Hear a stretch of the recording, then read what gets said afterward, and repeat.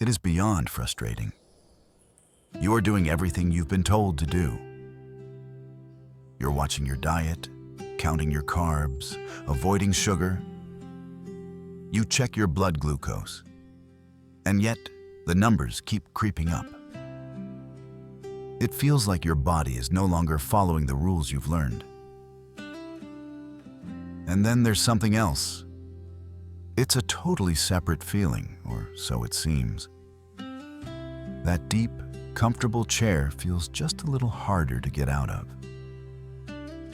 The grocery bags feel a little heavier than they used to. You feel a little weaker, a little less solid than you once did. But you've been told these are two different stories. You're told your blood sugar is a metabolic problem about diet and your pancreas. You're told your strength is a physical problem, just about aging and muscles. And so you try to fight both battles on two separate fronts.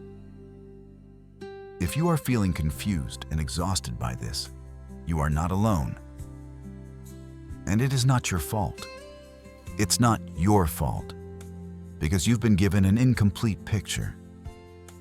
You haven't been told the single most surprising connection, yet the one that links these two problems at their very core. That feeling of weakness and those rising numbers are not two problems.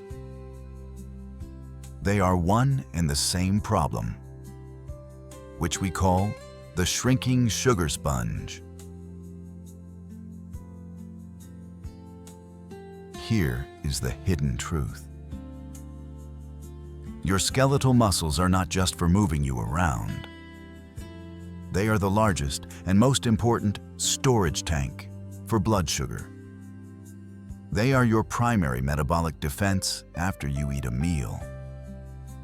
But as we age, we begin to lose this vital protective tissue.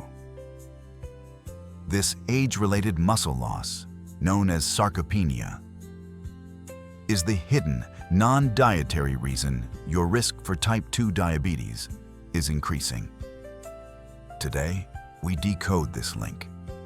We will show you why losing muscle directly impacts your blood sugar. We will visualize how your shrinking muscles are leaving that sugar with nowhere safe to go. And then, we will give you the simple two-part blueprint to stop it. This is the science of rebuilding your metabolic shield by rebuilding your body's sugar sponge. But first, our mandatory disclaimer for your safety. The information presented in this video is for educational purposes only. It is never a substitute for professional medical advice, diagnosis, or treatment. Always consult your physician before making any changes to your diet, exercise, or health regimen. We are so glad you are here. This community is a place to learn this new science together. We'd love to know where you are watching from today. Please say hello in the comments section down below. So let's look at the science. This is the why behind this entire frustrating problem. When you eat a meal, say a plate of pasta or some fruit, your body breaks that food down into glucose or blood sugar. That glucose enters your bloodstream and your body must put it somewhere. Now, where does it go? We talk endlessly about insulin, which is the key that opens the doors. But we almost never talk about the rooms where the sugar is stored. You have a small room in your liver, but you have an absolutely massive room that is your skeletal muscle. In fact, your muscles are your primary metabolic sugar sponge, responsible for absorbing over 80% of all the glucose after a meal. This is the critical link.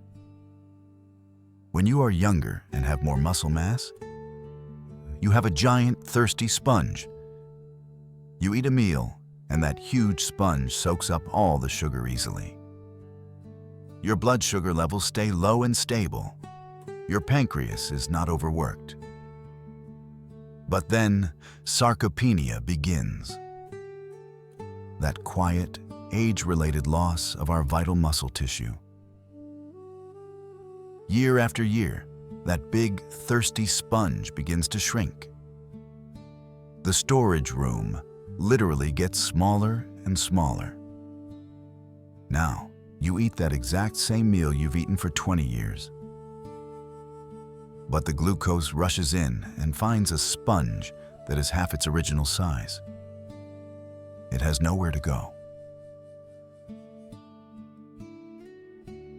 This overflow is what you see on your glucose meter. This is the very definition of insulin resistance. Your body is screaming for a place to put the sugar, but the primary vital storage tank, your muscle, has been shrinking for years. So we must stop the shrinkage. How do we send a loud, clear, biological signal that shouts to the body, do not lose this muscle? It is vital. The answer is by using it in a very specific way. This is the how. We use time under tension. This is the #1 scientific signal to halt sarcopenia. And you can do it with the controlled sit to stand. Here's the movement.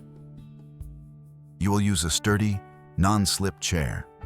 Sit on the edge, feet flat. The magic is in the tempo. We will use a 3-1-3 count. First, stand up, but do it on a slow 3-second count. Up, 2, 3. Pause at the top for just 1 second. Then, lower yourself back down, resisting gravity, for another slow 3-second count.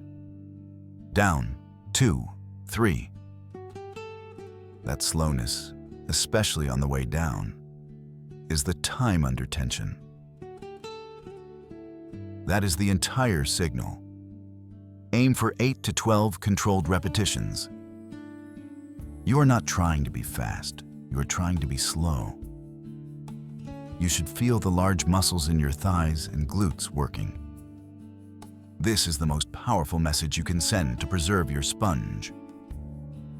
Now, the reinforcement. What did that simple, slow movement just do? It sent a powerful "keep me" signal to those muscle fibers. It told your body that this tissue is metabolically critical. This signal is the only thing that can effectively halt the sarcopenic process. You are not just building strength. You are actively preserving the size and efficiency of your body's most important sugar sponge. Safety is always first. Use a chair that will not slide. Place it against a wall if you must. As you move, focus on keeping your knees pointing forward, not collapsing inward. If you have severe joint pain in your knees or hips, or have had a recent surgery, or if you have significant balance issues, you must consult your doctor or a physical therapist. They can give you a modified version that is safe for you. You've sent the signal. That slow, controlled sit to stand is a powerful instruction. It's the keep signal that tells your body to hold on to that vital muscle. But sending a signal is only half of the equation. Your body cannot build or maintain a structure without raw materials. This is the why. Think of your muscle as a brick wall. The sit to stand exercise is the work order. It tells the construction crew to show up and start repairing the wall.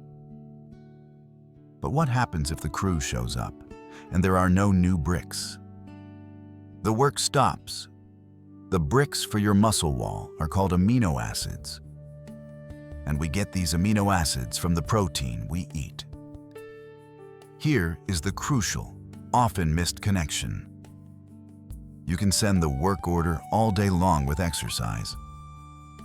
Eat, but without a steady supply of protein bricks, your body cannot repair or maintain the muscle. In fact, inadequate protein intake accelerates sarcopenia, forcing your body to steal bricks from one part of the wall to patch another.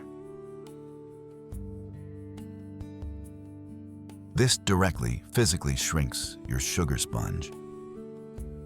It makes your metabolic problem worse, even if you are exercising. You are sending the signal, but you are not providing the fuel. This is why we must combine the signal with the materials. Here is the how. This is not about complicated diets or strange powders. It is a simple, straightforward strategy. We call it the 3-meal mission. Your goal is to stop saving all your protein for one big dinner. The most effective strategy is to distribute your protein intake, aiming for a quality source at breakfast, lunch, and dinner. So, what does this look like? It's simpler than you think. At breakfast, it could be 2 or 3 eggs, or a bowl of Greek yogurt. At lunch, a serving of chicken, a can of tuna, or a large portion of beans. At dinner, your usual portion of fish, lean meat, or tofu. A simple guide is to aim for a serving about the size of your own palm at each meal. By the way, if you're finding this signal and fuel explanation helpful, and it's connecting the dots between your muscles and your metabolism, a quick like on the video is a wonderful way to let our team know. It helps us understand which connections are the most meaningful for you. Now, the reinforcement. What happens when you follow this 3-meal mission? You are providing your body with a steady, reliable supply of bricks. Now, when you send the work order with your exercise, the construction crew has everything it needs to get the job done. This allows your body to run muscle protein synthesis all day long. You are not only halting the shrinkage of your sugar sponge, you are actively preserving its size, strength, and metabolic power. Now, a critical, non-negotiable safety warning. For most older adults, increasing protein is one of the healthiest things you can do. It is essential for fighting sarcopenia. However, if you have any form of pre-existing kidney disease or compromised renal function, you must consult your physician before making any significant changes to your daily protein intake. Your doctor knows your specific case. Let's put this blueprint together. We have just decoded the most important connection between the muscles you can feel and the metabolism you can't see. You've learned it's not one problem, but 2. A failure of the signal and a shortage of the fuel. And now, you have the simple 2-part solution. The Metabolic Shield Ritual. This is your plan. First, you send the signal. A few times a week, you perform your controlled sit-to-stands. You use that slow 3-1-3 tempo to create time under tension. This is the loud, clear, non-negotiable command to your body. Keep this muscle. This is how you stop your sugar sponge from shrinking. Second, you provide the fuel. You follow the 3-meal mission. You ensure your body has that steady supply of protein bricks at breakfast, at lunch, and at dinner. This is the raw material your body needs to obey your keep signal. the signal from resistance and the fuel from protein.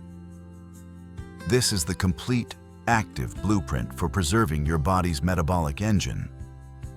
This knowledge changes the entire conversation. For so long, the battle against rising blood sugar has felt like a battle of subtraction and avoidance. Don't eat this. Avoid that. Cut back on this. It's a defensive, passive, and often discouraging way to live. Today, that story changes. We are moving from a place of passive defense to a place of active, empowered offense. You are no longer just avoiding sugar. You are actively building and maintaining the very system that manages that sugar.